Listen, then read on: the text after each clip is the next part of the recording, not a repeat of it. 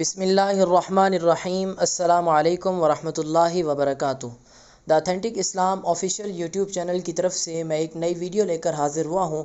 آج کی اس ویڈیو کا موضوع ہے قربانی کی دعا۔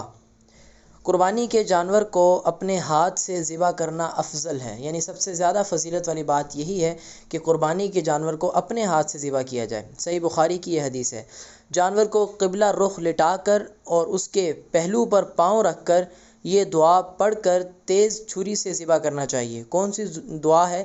دعا میں پڑھتا ہوں، انی وجہت وجہی للذی فطر السماوات والارض حنیفا وما انا من المشرکین، ان صلاتی ونسکی ومحیای ومماتی للہ رب العالمین لا شریک لہ وبذالک امرت وانا من المسلمین۔ اور اگر قربانی اپنے اور اپنے گھر والوں کی طرف سے ہے تو پھر یہ دعا پڑھنی چاہیے، اللہم منک ولک تقبل منی واہل بیتی، اللہم منک ولک تقبل منی واہل بیتی۔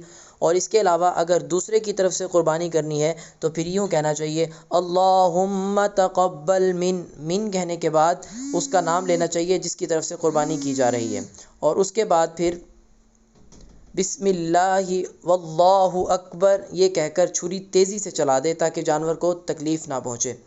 ترجمہ: میں نے اپنا منہ اس ذات کی طرف کر لیا جس نے آسمانوں اور زمین کو پیدا کیا، اور میں مشرکوں میں سے نہیں ہوں۔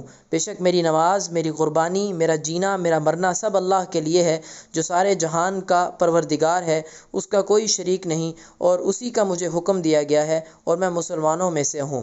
اے اللہ، یہ تیری ہی طرف سے اور تیری ہی رضا کے لیے ہے، تو قبول فرما اور میرے گھر والوں کی طرف سے بھی قبول فرما۔